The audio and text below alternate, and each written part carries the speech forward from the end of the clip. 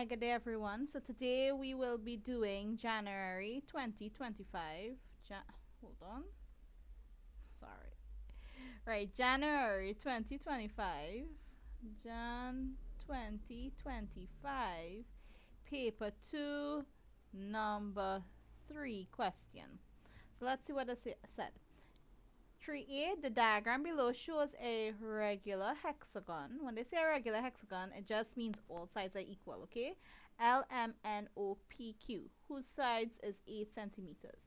Show that the value of the angle PQL, so PQL, they're talking about this angle here, is 120 degrees. Now, immediately, because they did this in bold, and the reason that they did that is to tell you that all sides are equal. Right? Now, we know that the sum, or this is a formula you're supposed to know, the sum of internal angles would be n minus 2 in brackets multiplied by 180. Right? N being the number of internal angles there are. This is a hexagon, so it's a six-sided shape. So if we check 1, 2, 3, 4, 5, 6, so there are 6 internal angles. So the sum of internal angles would be 6 minus 2 by 180. 6 minus 2 is 4. Let's just go up. Alright, 6 minus 2 is 4. So your sum is equal to 4 by 180, which is 720, I believe. 4 by 180. Yes. So your sum is equals to 4 by 180 is equal to 720. Now, a next thing that we should notice, if all sides are equal, that means all internal angles or all angles are equal.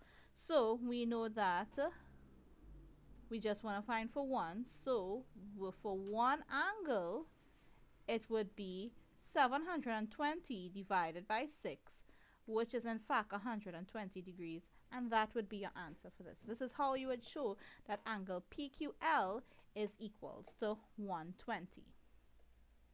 Alright, let's look at the next question, which is on the next page. Alright. Zoom in.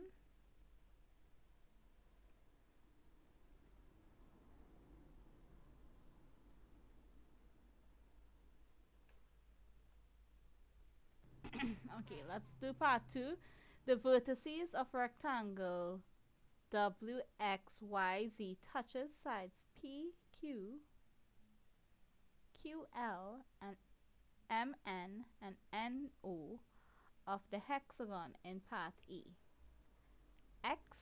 ZY,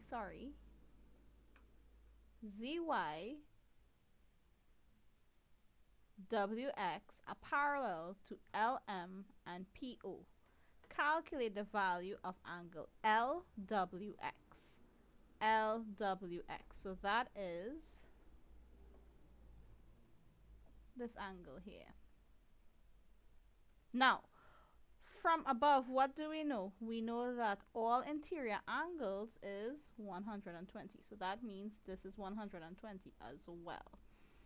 What are we seeing here? We're seeing two parallel lines. And if you were to extend these parallel lines, let's just extend it properly.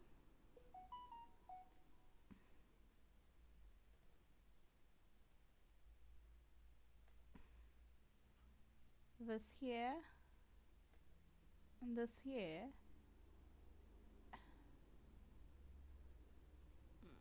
We'll just try, just say it straight. I don't know why this it's like that. Right? They are, let me just put it like that so you guys could see it. Right? They are parallel lines. And these are your interior of your parallel lines. Now, if you remember interior angles, right, when a transversal line, which is LW, that line there, cuts two parallel lines, then the interior angles are said to, on the same side as this here and this here, are said to be supplementary. Meaning, if you add these two angles, they're supposed to give you 180. So if I say M, get my pen, MLW plus LWX is equal to 180 degrees. Now MLW, or this line here, is 120. So 120 plus this one here is equals to 180. So therefore angle LWX would be 180 minus 120. So LWX is equal to 60 degrees. So how much, what angle is LWX? 60 degrees. And that is how you would do this question right here. Let's go on to the next question.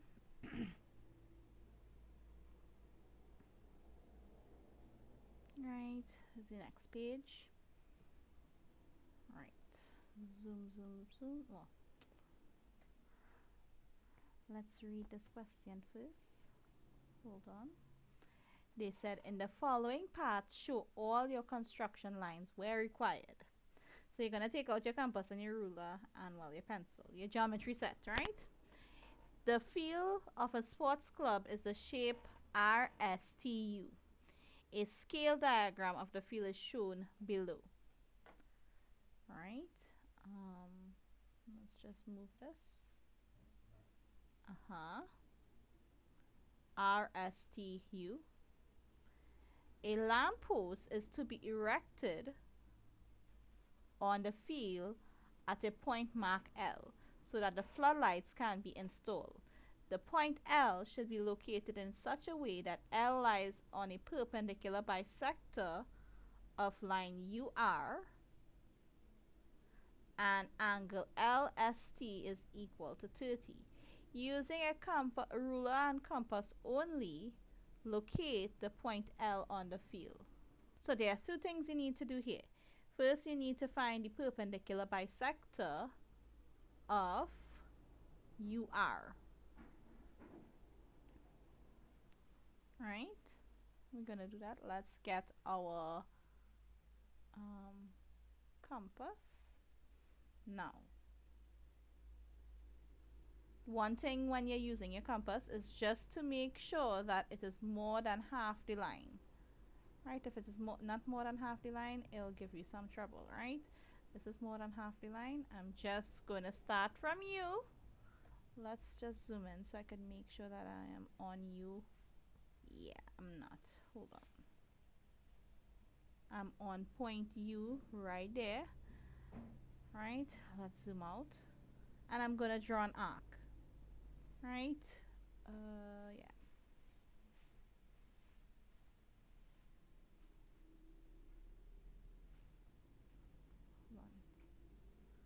Let's make this a little bit thinner.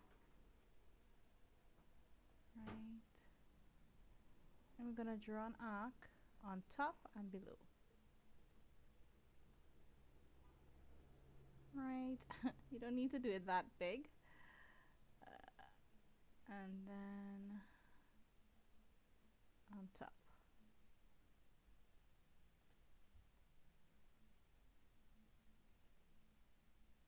Right, then you're going on R. Again, you have to make sure that your protractor is the same length that you open it. It does not change. Right, let me just zoom in so I can get R properly.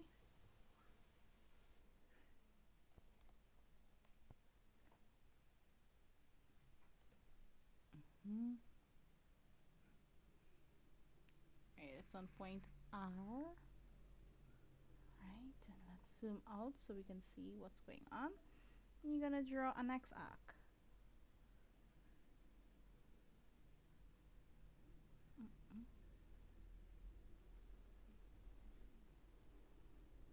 Right, the first arc is here. Let's just draw it here, and then we want the arc to intersect that one at below.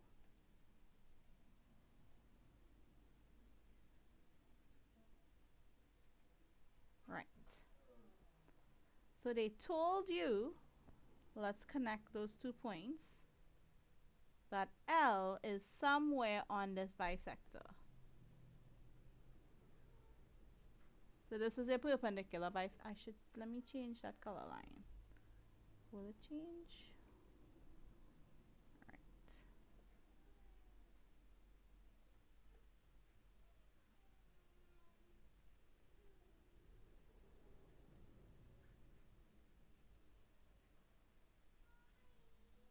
Right. So this is a perpendicular bisector of our UR. Alright, I'm just going to erase this because this arc is so big. Let's go down. So very, very big. Hold on. Yeah. Alright, so we can do that. And then the next thing that they told you is that angle RST is 30 degrees. Right? Hold on, let's just go down so we can see that. They told you that angle LST is equals to 30. So we're going to make angle 30 degrees. Okay, so first things first, we are going to make a 30 degrees angle. Now, how do we make a 30 degrees angle? You have to bisect a 60 degrees angle. So we need to make a 60 first and then we'll make a 30. We want S, somewhere around here, to be a 30 degrees angle. Now, they did say you can only use your compass as well as a ruler, nothing else, right? So after you have made that 30 degrees, I would take my protractor just to check and see where exactly my line. So this line, that 30 degrees line, supposed to be somewhere here. Right? If you guys are seeing where the 30 degrees is, it should be somewhere here. Right? So L should be, oh, you guys are not seeing this. Right.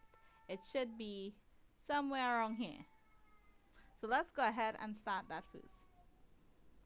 First off, you are going to take your protractor, not your protractor, sorry, your compass, and put it on S. Alright. Then, hold on.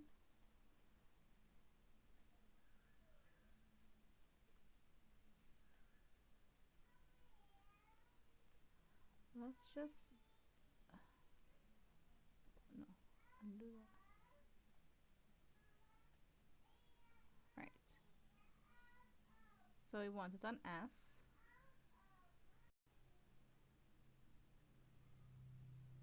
Zoom in to make sure that it's on S. Right. I'm going to make this a little bit shorter just for my life, to make my life a little bit easier. Right, so I'm going to draw an arc first. Right, and I'm doing it in green so we can see.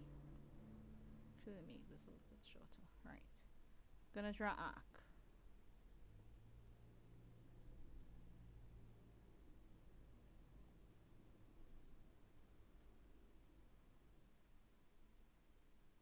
Then on this point, I'm going to draw a next arc that intersects this first arc here. Right. Let's just switch this around because, right, so that's this right here. Right. So now we have our 60 degrees. From here to here would be 60 degrees. But we don't want a 60, but let's just draw it because we do have to intersect it. Right? That here is 60 degrees. Now we have to bisect our 60 degrees. Now we're going to bisect this angle right here. Right? So what we're going to do, let's just get this. We are going to take our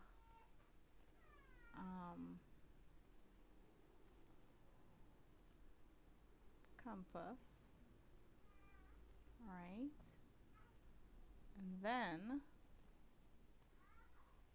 we have to make a smaller, Let's make this a little bit shorter, a smaller arc. Right, because this is the arc that we want to intersect. Right, and then you're going to take this one, put it here, and then intersect it. And then take this one and put it here, and you want to intersect that same arc, that first arc there. Let's just, so we'll have to just extend that arc there.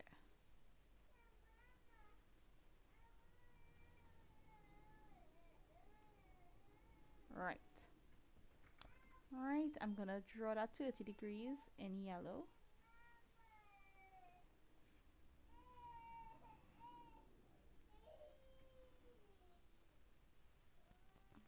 Hope this is drawing up properly. Hold on, let's zoom in. I need to just fix it. Let's change that. So we're going from here, and just need to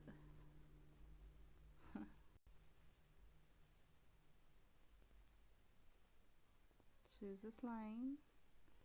Hopefully I can, okay, hold on, let me make this line a little bit longer. So you would use a ruler, and then your 30 degrees would look something here. So therefore, we want a place that intersects that red line, which was the perpendicular bisector, and that 30 degrees, right? So let's remove this here. Axis off, we don't want this. So therefore, L is going to be right here, right? And then you can take your protractor and make sure that it's 30 degrees, right? And we can see that it's exactly 30 degrees. So where my red line, which is my perpendicular bisector, and my 30 degrees at S intersects would be the location of L. Right, let's just X this off. So location of L would be, I'm going to make this a little bit bigger, and I'll put it in blue. So L would be located right there. Right, the intersection of that yellow line, which is where my 30 degrees is, and this red line, which is the perpendicular bisector of UR. Right, and that is how we would do this question. All right, and that would be the end. Let's just make sure. I think, yep, that is the end of number 3.